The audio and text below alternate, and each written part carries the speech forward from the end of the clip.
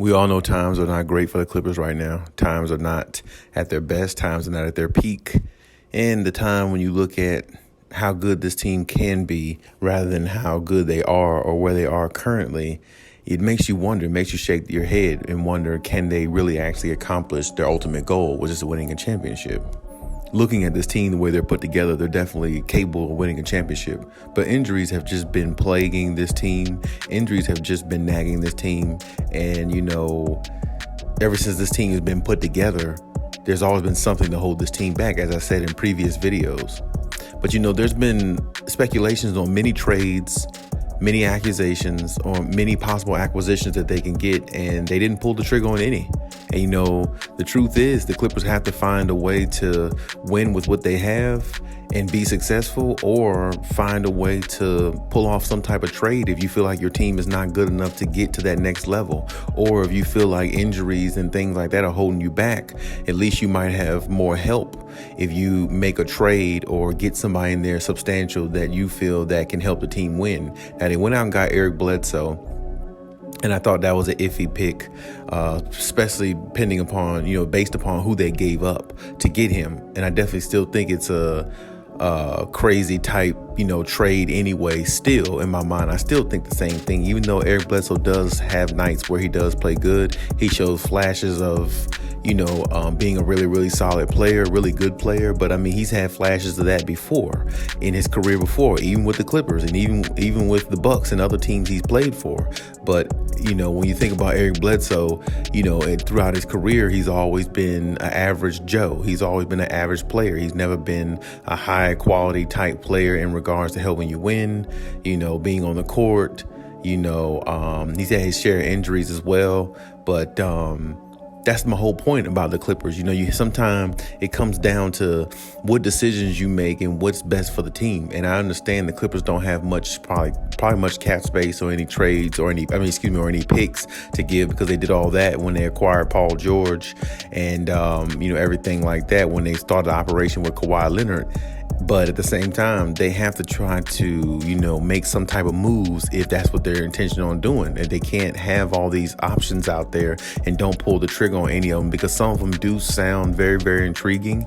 And the one I'm about to talk about now kind of sounds intriguing to me.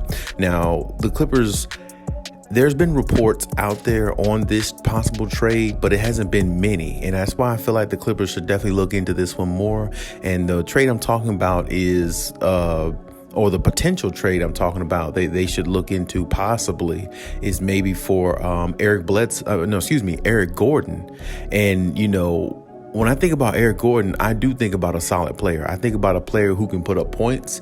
I think about a player who will play defense. He will go in there and make some defensive plays. He was second or third in the league a few years ago in steals in the league. And, he definitely attributes to a team. He can get you, he can get you about 17 points a game with like 5 assists. And having a player like that who can get you 17 and 5, that's really good for the Clippers, because that's exactly what the Clippers need. The Clippers need a guard like that who can go out there and get you points and go out there and score the basket. Now, there's times where I've seen Eric Gordon drop 30 points, 35 points. He can just really get hot from the 3-point range, and he is a deadly shooter from the three. He's maybe not the best shooter in the world, but he's definitely not one you want to leave out there wide open, because he can make you pay. And like I said, he plays the game the right way.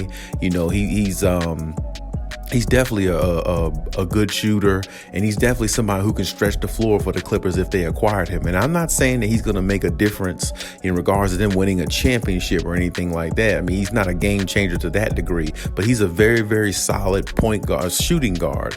And he can actually play the point at times too. He can take the ball up the court as well. But he's a very, very solid shooting guard, because he definitely plays his role, and he plays it pretty well. And I've always noticed that throughout his career. Like I said, he will get dirty and get his hands dirty on defense too. So it's not like, he's completely trash on defense as well. So, I mean, if you look at his game plan, his gameplay, and you look at how the Clippers are constructed, the Clippers take a lot of jump shots. And that's one thing I criticize the Clippers about, by taking a lot of jump shots. But if they're going to live and die with doing that, because apparently that's what Ty Lue allows them to do, take a lot of jumpers, take wide open shots, or, live off the jump shot because they have so much depth. If that's what Ty Lue's going to allow them to do, then if that's the notion, if that's the process, if that's the operation, then they might as well acquire a player like Eric Gordon based upon with what they do when you see him on the court. Because Eric Gordon, he likes to shoot from the perimeter, and he's a pretty good knockdown shooter as well. I mean, I believe this year he's averaging like 15 points a game with like 4 rebounds. 4 assists. Even on the team that he's on currently with the Houston Rockets, he's still, a formidable player. It's just the Houston Rockets are just, really not a good team. And, I think new scenery for him would be great, or a reunion with the Clippers would be great, because he was there one time before as well, along with Eric Bledsoe. So, that would be like a reunion for the Clippers. But at the same time, I think he is one of those type players that can actually make an impact, actually can help, because when you look at his skill set, he makes up for at least 2 or 3 players on the Clippers. If you take a Terrence Mann mixed with maybe somebody else on the team, maybe a Jay Scrubb, or maybe even a Luke Kennard, somebody like that. And I'm not saying trade those players for him, but I'm just saying he makes up for players like that and a little bit more, because like I said, he will play a little bit of defense, and he is a knockdown shooter. He is a proven knockdown shooter in this league. And if you ever watch any games that he's ever played in, he has had some moments where he really can cook. James Harden, he played with this guy. Eric Gordon can really, get busy on the offensive end and everything like that. And he's had his moments where he didn't play as well, but that's every player in the league. But I definitely think that he can contribute to what the Clippers are trying to do, because they're a jump shooting team, and I prefer them not to be. I prefer them to be inside out, play from the inside out. But at the same time, that's not the way the game is played today, and it's played a lot different. But I think the Clippers would benefit better if they played that way, because they got an old school big man in Zubac and in Serge Ibaka, and that's just pretty much it pretty much hurts their game when they don't play from the inside out, where they can get the ball into a big man, and a big man go in there and go to work. And that's what Ibaka's used to doing, but the game is evolved and it's changed now, so he has to just become more of a shooter now than what he ever had to be. Same thing with Zubac. He's gonna have to be able to step out and shoot a 17-footer. So the point I'm trying to make is the fact that they're an overall jump shooting team, and the league is just all about shooting jumpers because of Stephen Curry, pretty much. Now you have to look into making trades where you have extra shooting, extra guys who can space the floor. And I'm telling you, Eric Gordon can space the floor really, really well. Now, as far as his basketball IQ, because we know I always talk about basketball IQ, I don't think his basketball IQ is the highest, but I really don't think Eric Gordon's basketball IQ is the lowest. And I really feel like, playing with a team like the Clippers the way they are now, with Ty Lue and the way he has this team thinking with the next man up mentality and everybody going out there chipping in, I definitely think that he can fit this team very, very well in what they're trying to do. Because if you are able to space the floor with a Kawhi and PG on the floor, able to find you to knock down big shots when called upon, that's going to make them more of a deadlier team than what they already are. And like I said, Eric Gordon is a formidable weapon. He is a weapon that you could put on a championship team, and he can definitely contribute. If he can't contribute on the defensive end, he can definitely contribute on the offensive end. And that's what you need at times. Offense wins a lot of games. It doesn't win championships, because defense wins championships to me, but offense definitely helps, when you're trying to win, because if you can outscore your opponent, of course, that's the goal and that's the plan. So, I personally think if they're going to make a trade, it needs to be a trade like this one, because this is a feasible trade that they can make. That's probably not going to, take too much from the Clippers to acquire a player like Eric Gordon, because he is 33 years old, and, he has been playing the league for, over, I think, 10 years or close to 10 years. And, but he still gives value. He still can give a team some value. And a team like the Clippers, the way they're depleted, the way their roster is, guys going in and out the lineup, COVID, injuries, all the above. Now you hear about possibly the Paul George situation, which makes things a lot worse, for their future in regards to winning a championship this year.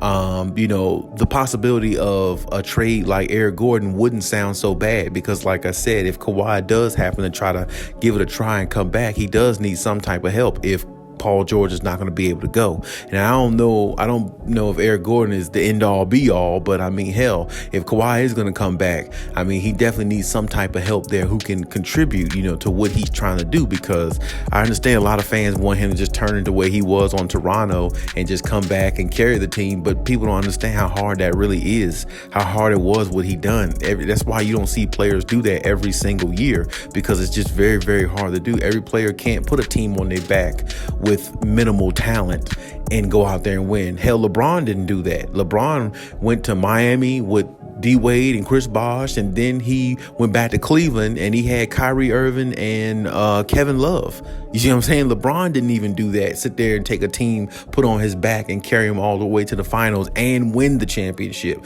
I mean, not many players can do that. That's a God mode type, gameplay right there. So you don't want to have players doing that every single year or having to do that every single year, because it takes a lot of their body. It takes a lot from their mental, and then injuries start to creep in, which is the reason why possibly Kawhi got injured, because, sometime with Paul George, I've been said, sometimes Paul George is not reliable. If you look at the bubble, if you look at last year in the playoffs in the first round against Luka and them, Paul George puts up numbers, but he's not reliable as in, making and taking making the shots when they need to be and necessary in need. And this is why I said, if it wasn't for Kawhi's Herculean effort, they wouldn't have got past Dallas last year. And even in the bubble, Kawhi played great, except the Game 7. The Game 7 was the only game Kawhi Leonard didn't play well, but he was gassed. He was tired by then because he didn't have the help he needed. And this is what I'm saying. If the Clippers can find a way to get an extra person in there, extra,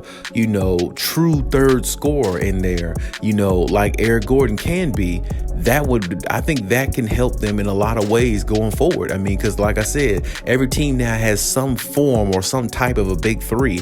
Even if you look at the Milwaukee Bucks, they don't have a big three as in superstar power names, but Drew Holiday and Chris Middleton, they form a big three with Giannis because he trusts them and they can knock down shots. And this is what I'm saying. If the Clippers found a way to get somebody like Eric Gordon, he can do the same thing. He can knock down shots and he will play tough on defense on the opposite end, which basically he would fit perfectly with the Clippers because that's what they do. They take a lot of jump shots. They were the number one 3-point shooting team last year going into this season.